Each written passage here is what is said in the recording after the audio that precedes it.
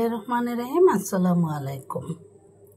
হঠাৎ করে মনে পড়লো যে খুব খেতে ইচ্ছে করছে, মোটা আতপ চাল দিয়ে একটু পায়েসের মতো রান্না করব। আম্মু এটা দিয়েও রান্না করতো, পোলার চাল দিয়ে, আতপ চাল দিয়ে। এটা একটু মোটা চালটা, আতপ চাল, এটা দিয়ে হঠাৎ করে কেন জানি খেতে ইচ্ছে করলো, তাই আমি বানিয়ে নেব। 1 কৌটা চাল নিয়েছি।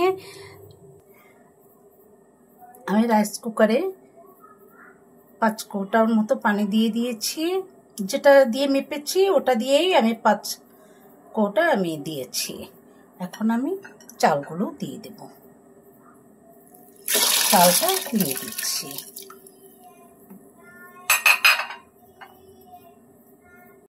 আমি এখন ঢেকে দিচ্ছি, রাইস কুকারে হতে থাকুক।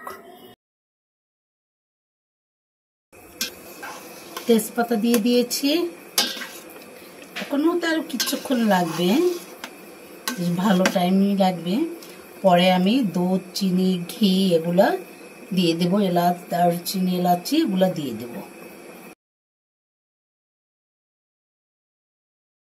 আমি তেজপাতাগুলো উঠিয়ে নিয়েছি। এখন চালটা সিদ্ধ হয়ে গেছে। এখন আমি অন্যান্য উপকরণগুলো দিয়ে দেব। স্বাদের জন্য একটু লবণ দিয়ে দিলাম। মিষ্টির ভিতরে একটু লবণ দিতে হয়, না হলে স্বাদ হয় না। চিনি আর দুধ আমি মেখে নিচ্ছি। চিনি আর দুধ একত্রে মেখে নিলে হয় কি, জড়া পাকায় না এবং সুন্দরভাবে এটা ঝরঝরা থাকে। এটা একদম মিলে যাবে।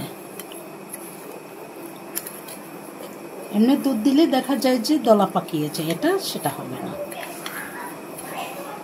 এই যে আমি মেখে নিলাম। এই যে এখন আমি আস্তে আস্তে দিয়ে দেব আর এটা নেড়ে নেব। লাইনটা ছাড়া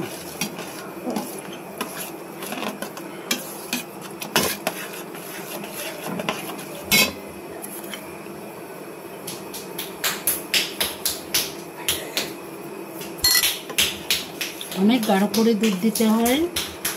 আসলে গরুর দুধটা আমার বাসায় ছিল না, তাই আমি এভাবেই রান্না করেছি। আসলে যেভাবেই হোক না কেন, রান্নাটা যদি সব কিছু দেওয়া যায় ভালো করে, বেশি করে, তাহলে এমনি স্বাদ হয়। এত বড় বাটির হাফ বাটি আমি সব কিছু চিনি আর দুধ দিয়েছি। এই যে আমি দিচ্ছি একের পরে।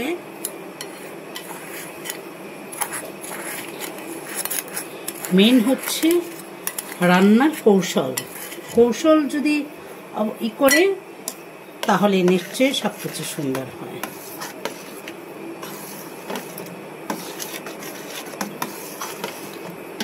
যে দেখুন কত সুন্দর। আমি বাকিটা দিয়ে দিচ্ছি।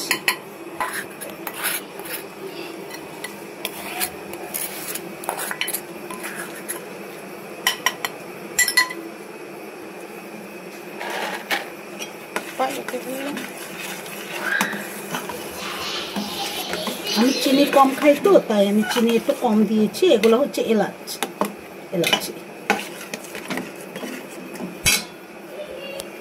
কম দিয়ে দিচ্ছি।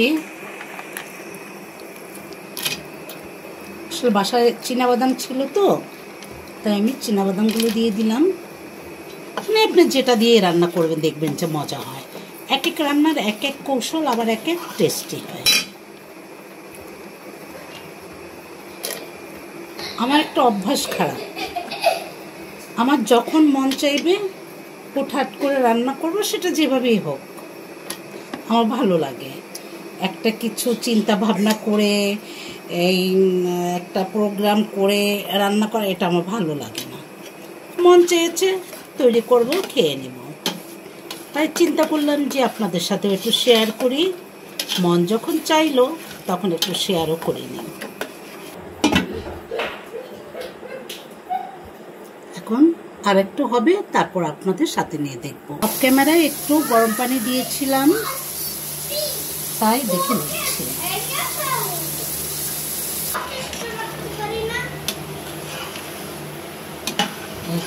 গাঢ় করা গেছে। এই 5 মিনিট পরেই তুলে ফেলবো, আর 5 মিনিট লাগবে।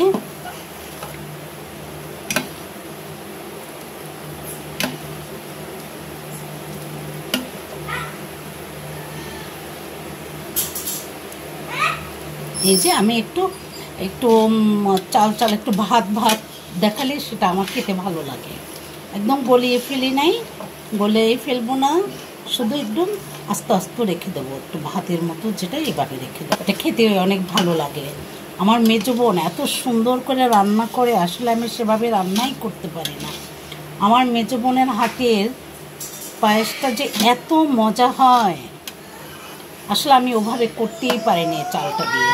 খুব সুন্দর পায়েস রান্না করে এই চালটা দিয়ে, আতপ চাল দিয়ে খুবই সুন্দর পায়েস, একদম গোটা গোটা থাকে, খেতে খুব সুস্বাদু। কিশমিশ দিয়ে দিচ্ছি,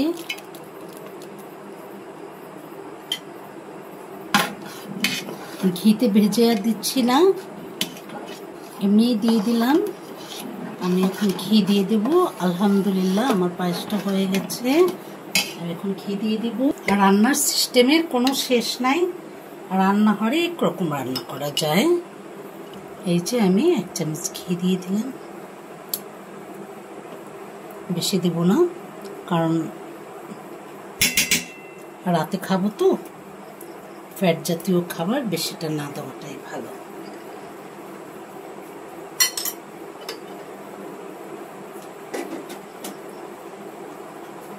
আমি একটু নেড়ে ঢেকে রাখবো।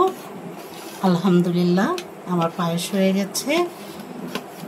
ভালো লাগলে আপনারা রান্না করে খাবেন, আর যদি এখানে কোনো ভুল হয়ে থাকে আমাকে সংশোধন করে দিবেন, আর ভালো লাগলে সাবস্ক্রাইব করবেন, লাইক শেয়ার কমেন্ট করবেন।